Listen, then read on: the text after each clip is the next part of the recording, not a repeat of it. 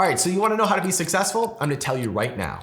Every morning I wake up at exactly 3:43 a.m. and I jump into my infrared sauna where I sun my butthole for exactly 14 seconds before I jump into my ice bath for exactly 1 minute while I listen to 4 podcasts at 5x speed. Then I get out of the ice bath and I get into my toilet room where I squat over my squatty potty and take a giant shit while listening to an audiobook and meditate to the voice of Naval telling me about the secrets of the universe. Then I get out and I check my crypto account and see how much money I've made while I've been sleeping so that I can take that and borrow against it using the Aave platform and put my stable coins into stocks where I can make tons and tons of passive income. I don't do any of that shit. Actually, the only one that's true out of those are that I sun my butthole. None of the other ones are true. I actually do use the Aave platform and buy dividend paying stock and listen to podcasts. I've been seeing a lot of content from people that I follow and that I actually respect. They're talking about optimizing every single minute of every single day. And I don't know about you, but I did not get into this game because I wanted to have every minute of every single day maximized and optimized for productivity. So in this video, instead of going through every single thing that you should do in the morning to waste your entire morning and then never get anything done until noon o'clock. And we're gonna focus on the big stuff, because if you do the big stuff, all of the other things take care of themselves. I think most entrepreneurial minded people are prioritizing the little things almost as a way of procrastinating from doing the big things. And that's why they have these complicated morning routines where they are prioritizing these things that don't actually move the needle. So to kick things off, I wanna share with you a tactical piece that has really helped me be much more productive. I personally thrive on having very long periods of uninterrupted time for me to do creative work. Most of my work is thinking, it's creative, it's writing, it's making content, it's helping customers. And doing that requires, for me, very long periods of open time. I get my best ideas when I go on vacation or when I'm on a long hike or when I'm meeting with a friend. Those are the things that I need to prioritize in order to feel like I'm actually being productive. Whereas if I cram everything into my day and I have a very, very full day, I personally don't feel like I have the creativity in order to create the things that really move the needle or that make me money. But those things still need to get done, right? So what I have done is I have kind of reversed my daily routine.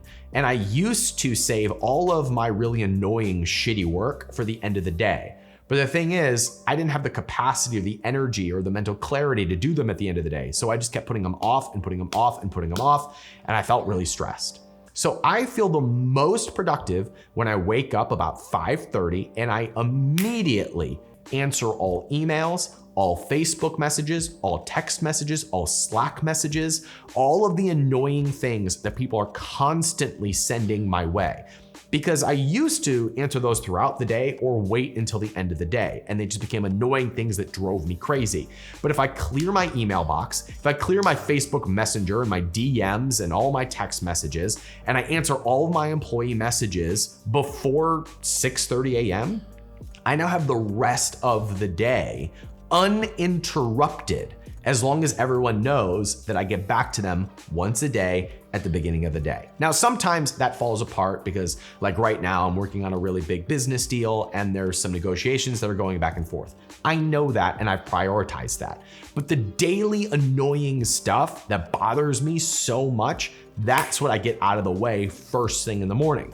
And that way I have the entire day to schedule and prioritize the things that actually make a difference. Then I begin my actual morning routine, which often looks like riding the Peloton, meditating, having breakfast with my kids, and then I've got pretty much the rest of the day for me to do the things that move the needle. So I schedule all of that annoying work and get it out of the way. There's another kind of group of activities that I do that I now schedule, and once I did this, it created a ton of freedom and flexibility in the rest of my week.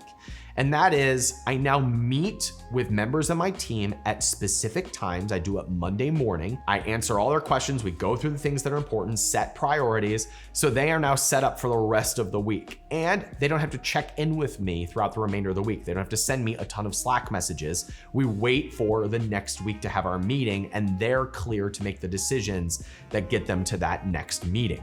What that does is now by Monday at noon, I've had all my important meetings. All major priorities have been set. And Monday afternoon is my planning time. I'm planning what I'm doing this week, what content I'm creating, what things I need to prioritize on my schedule, who I need to meet with. And so by the end of Monday, I really have all of my most annoying work done. I've prepared for the rest of the week. I've met with my team. All my communication is cleared. That has created so much capacity for me because I now can see that, all right, Tuesday is going to be a focus day where I pound out some important work. Wednesday, Thursday, Friday are open-ended for whatever the most important thing is for me to get done. Right now, it's writing some sales sequences for one of my businesses.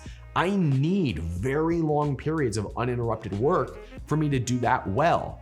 Wednesday, Thursday, Friday, all day, plenty enough time to do damage. So my morning routine has changed to be very tactical. My weekly routine has changed to front load all of the most annoying things or the things that have to get done so that my brain is freed up.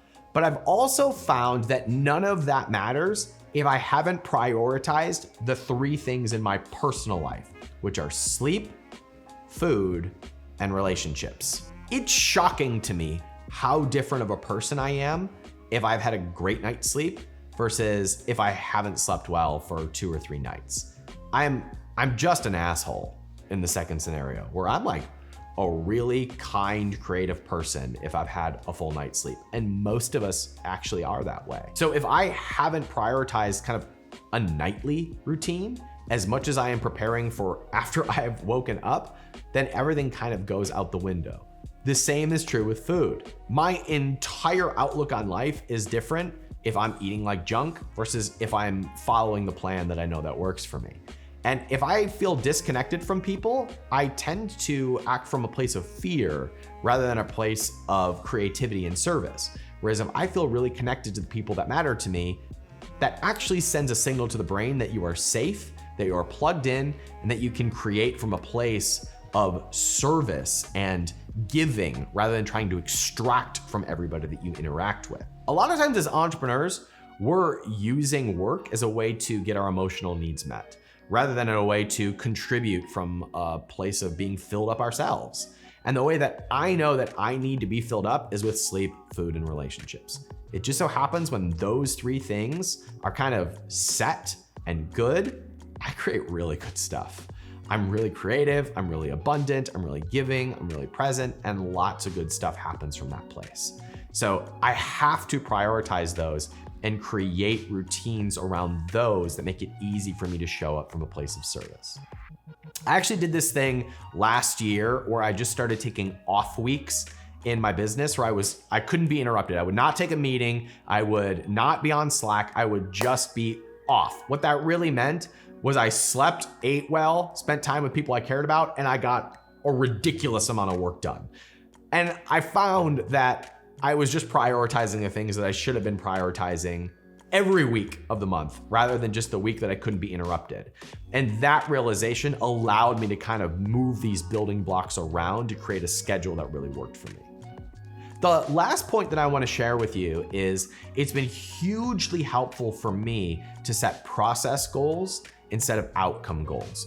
For example, I used to set goals like I'm going to achieve and maintain 8% body fat. That's an outcome goal. And that means that I am working really hard to get to that 8% body fat without addressing exactly what the process would be to effortlessly maintain that. And for me, that is saying things like, this year, I'm gonna eat 300 salads. 300 salads. Basically what that does is it frees up a whole lot of capacity about what I'm gonna eat. It's gonna make a salad. I'm gonna meal prep my salads. I'm gonna find ways to make salads enjoyable. I'm gonna have to prioritize a protein, and I'm gonna have to prioritize my vegetable. Oh, now it's easy. Like now I know exactly how I'm gonna achieve and maintain that goal. I'm just gonna eat a ton of salads. You learn to like salads. You find things that like go really well on salads that you wouldn't expect, like mustard. It's freaking awesome on like a sirloin salad. What? Super underrated. Gary Vee should add that to the underrated, overrated show. But do I have the fucking obnoxious audacity? Another is this year, I'm gonna ride 2,000 miles on my Peloton. That's just 45 minutes 3 times a week, right? You just do that consistently. It takes all this, the like tenseness over what workout am I gonna prioritize? I'm gonna prioritize riding the Peloton, right? And I do weights and other stuff too. I like it and I'll work that into that's easy for me. But prioritizing the Peloton, like, all right, 3 times a week, I'm gonna wake up and ride the Peloton, track it, I'm gonna do 2,000 miles this year. Prioritizing those 2 things as a process goal rather than an outcome goal leads me to the outcome that I want without creating this pressure over where I am in the process and if I'm behind and if I need to change the plan. No, my plan is eat 300 salads and ride 2,000 miles this year. My routine and my schedule has had to change over the last year and a half because I have more responsibilities now, because I have 2 kids, because I have a fund with investors and I'm managing some capital, because I advise a bunch of companies. I have a lot of things going on. And if I don't prioritize the things that I like to do, then I'll get pulled into the weeds of things that I don't like to do.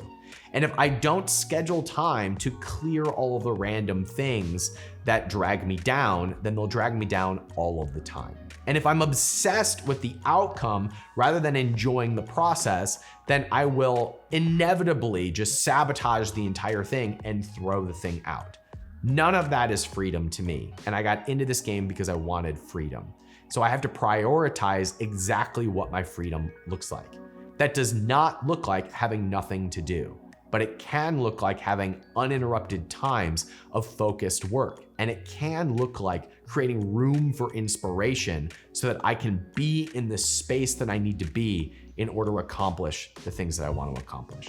That's how I have maintained a really good sense of balance and mental health while being more productive than I've probably ever been. I'm Ryan Daniel Moran. I help entrepreneurs build 7-figure businesses. And the routine is just one way that you augment the vision that you want, the amount of contribution that you want to make through your business, and who you want to serve. Those are the things that really need to be dialed in before you come up with your morning routine and your schedule and all of that. And if you need some help, we have resources for you that you can get around this video. Thanks so much for watching, and I'll see you next time. Take care.